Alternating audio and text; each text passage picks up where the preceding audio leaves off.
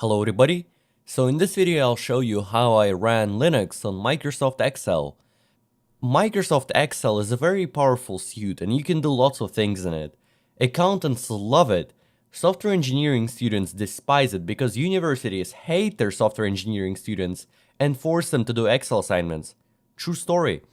But anyway, enthusiasts do all sorts of freaky stuff in Excel, and this project is just an excuse for me to make a funny video. Originally, NSG650 made that thing, and he tweeted about it. I get pretty excited, so I contacted him about it, and he then published the source code. Unfortunately, upon closer inspection I realized his version was pretty bare bones, only printing the output, and I thought it'd make a pretty lame video, so ultimately I decided to chip in and sort of finish the project for him, making it interactive. Took me a couple hours, but I'm pretty happy with how it turned out. I don't want to take long, so let's just see it in action, and then I'll explain how it works. Alright, so to run it, it's simple enough. Just open the Excel spreadsheet. It's not an ordinary spreadsheet, as you can probably tell by the file name already. It's a spreadsheet full of macros. I can smell your fear. Don't worry, there is no macro virus in here. These times are long over. Though you should probably keep an eye out, just in case. So you open that file, and whoa! This is Linux running in Microsoft Excel. Unbelievable. Let me make this a little more viewable by scaling the interface up.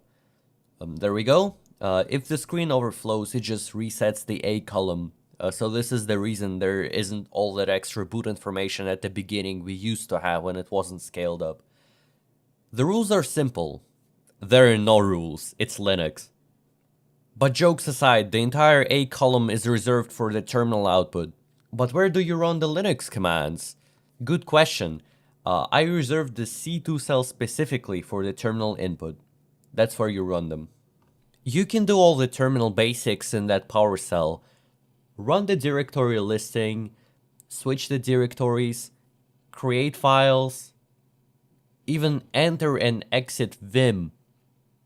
The only critical mistake you can make is entering the insert mode in Vim.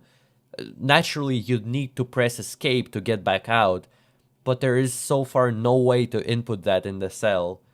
I mean, you can technically create magic sequences that translate to special keys, but I didn't bother to implement that. It's a simple switch case statement in the handler function. But anyway, you can even run scripts, even though I kind of failed to do that. I think because I couldn't input the new line after the shebang. So it's still pretty raw. There are lots of things you can't do, but from here on out it's just tedious work of implementing different magic sequences, essentially converting input from an Excel cell to the Linux std in. Not a fan of tedious work. Anyway, let's just say I tried to run fetch, even though it's a bash script and there is no bash here. Hope dies last. Spoiler, it did not work. And moreover, it crashed the macro a couple times I tried. I guess the coolest tedious thing you can implement is the ASCII escape sequences support, so that you could beautify the output. But again, it's pretty annoying to implement. So yeah, this is Linux running in Microsoft Excel. What's the catch? Well, you could consider it cheating, because it's not Linux running in native Excel formulas.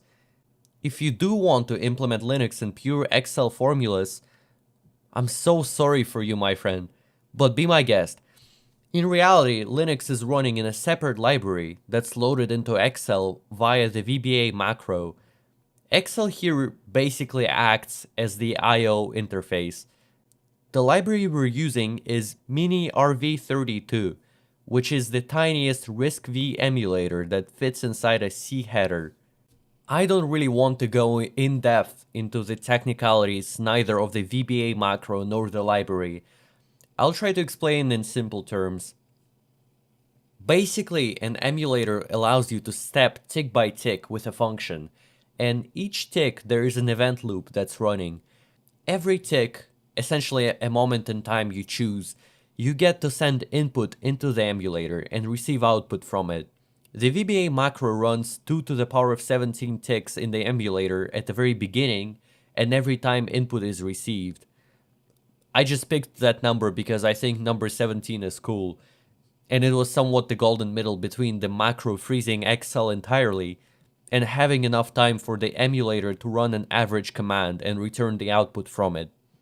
So that's how the VBA script works essentially. The library is a little more tricky to explain in simple terms, but the event loop is located in it, and the CSR read and write functions are invoked every tick. So we get to process input and send the output with the functions exported from the DLL. They're then imported and used accordingly in the VBA script. It's just an orchestra, really.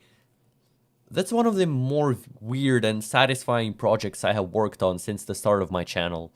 I can't thank NSG650 enough for sharing the initial source code. This wouldn't have been possible without him. He's a cool guy, check him out.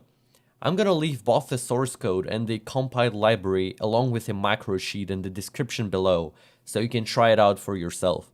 Tweet the coolest stuff you can execute in that spreadsheet at me. I'm Endermanch on Twitter. I'll retweet the craziest stuff you guys execute. I believe collectively you can do much more than me in such a stripped down Linux version. And I'm sorry if my voice is kind of annoying right now. I'm currently sick and my nose is stuffed. I'm trying my best to voice things over right now. Thanks for watching and take care.